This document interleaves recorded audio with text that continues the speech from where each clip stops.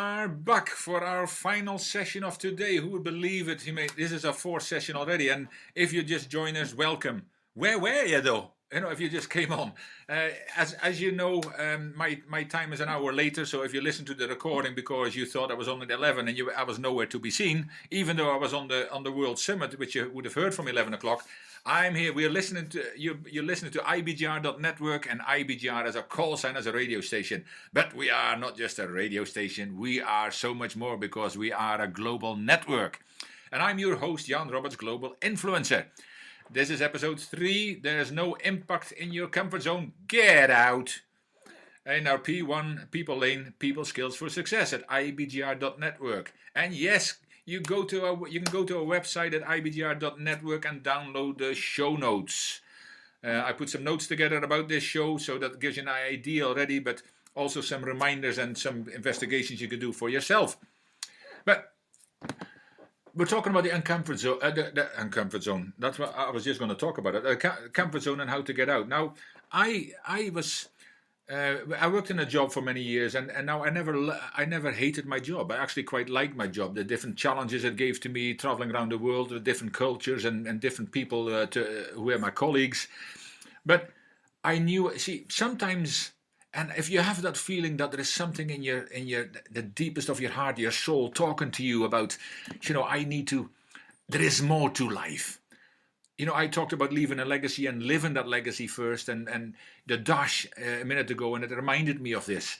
That for me, it was not that I didn't like, and I was helping people, and I'm sure I was positively impacting people because I was always personally developing myself and doing my personal growth. Yes, I practice what I preach every day. But it was more than that. It was actually, when I think about it, and I called it my uncomfort zone. So I was not comfortable being in an uncomfort zone because I knew. But we all make excuses for why we stay in the comfort zone. Whether we have to pay the rent, whether the kids have to go to college, and it's a steady job. Now there is no such thing as a steady job anymore. If ever we were aware of this, it is right now. Don't even want to talk about that, by the way. But there is a time that something speaks to you, and there is more, and you need to do more, be more, and learn more so you can give more and impact more. I mean, I don't call global influencer that title I use. I don't use that lightly, and I want to impact many more people in this world, and I hope I'm doing something good here. I'm hoping helping some of you, and also guiding you to the platform, and there is so much more information available in so many more amazing and important subjects. But eventually something happened where I went to help start transformation of an entire country, but on the way home I quit my job because I found what was missing, and I stepped out of that uncomfort zone and stepped into another uncomfortable zone where I now needed to grow even more, and still to this day I'm growing. So I hope that makes some sense to you. But you need to step up, you need to step out, and sometimes you need to speak up. But you need to get out, because if you ever want to make an impact to more people than you do right now, and I don't believe that everybody makes an impact. Since everybody even lights up a room, some people when they come in and some people when they leave, and I hope that you may light up a room when you come in. But we're just going to talk about this. Actually, the 7th point is a profound impact on others, and that's when you stand up, when you speak up, and when you stand out. And that sometimes is uncomfortable, quite often, because when you stand out, there's people who take a pot shot at you. I mean, we come to great examples who I love to talk about, the Gandhis, the Martin Luther King, the John F. Kennedys. There are so many of these kind of people who stood up, and many paid dearly for it. But I mean, they stood up because they stood up for what they believed in. What do you believe in? Now, we all like to hang around with people we admire, who challenge us to be the best version of ourselves. People who we can learn from, and perhaps most importantly, who inspire us to step up out of our comfort zone. I've got my whole range of people who inspire me. When you spend time stepping outside your comfort zone, 2 amazing things happen. Firstly, you become like a magnet. You start attracting people into your life who can help you fast track and accelerate the journey towards attaining your goals, both personally and professionally. So it happens everywhere when this happens. Watch the movie It's called The Power of Attraction. Oh, by the way, the book Feel the Fear and Feel the Fear but Do It Anyway. It's by Susan Jeffers. My partner Arthur Moore is on later today. She just messaged me, so thank you, Arthur, for that. There you go. We've got listeners. Yo! But secondly, you help others to grow, whether conscious or unconsciously. You become a role model, a mentor, or a coach. You become a flashing beacon for others to follow and aspire to, and make a positive impact on the lives of others. Is an incredibly fulfilling and worthy goal. You know, you've heard of the Gandhi saying, be the change you want to see in the world. What does that actually talk into? But it is about a profound impact. But what does that mean? How do you do that? Well, that means that you have to actually grow every single day, because to reach your potential, there is no doubt in my mind ever, and I talk about it in the series I created, the video series. The only way that will happen is when you decide to grow daily. That daily growth plan I'm talking about, if you want to make that profound impact, you need to get out of your comfort zone. There is no way that's going to happen in your comfort zone. I don't say you don't make an impact in your comfort zone, but if you want to make more of an impact, get out. So that be the change you want to see, that if you become better, you can do more, you can be more, you can give more, and therefore have more impact. I know that it's very simple, and it starts with a thought. Thoughts become words, words become actions, actions you've got, actions, I just thought we've got listeners. Tina, welcome. Tina's on after me. I'll talk about it in a minute as well. But thoughts become actions, thoughts become words, words become actions, actions become habits, and habits become your destiny. What do you want your destiny to be? What profound impact do you want to have in your own life, in the life of your family, in the life of your community, your company, your entrepreneurial business, and indeed even globally? You know, there's plenty of people who started small, and even simple things like Mother Teresa. She started small, but how big did that get? And she wanted to do something. So, yes, you can be more and you can have more, but you need to do more. You know, and what are you willing to do? That's a question. But you are capable of so much more than you ever believed possible, because they still haven't found what the human brain is capable of. So why do most of us live with self-limiting beliefs? Why do so many of us think we can't do certain things? And why do so many of us already defeat ourselves before we even start something?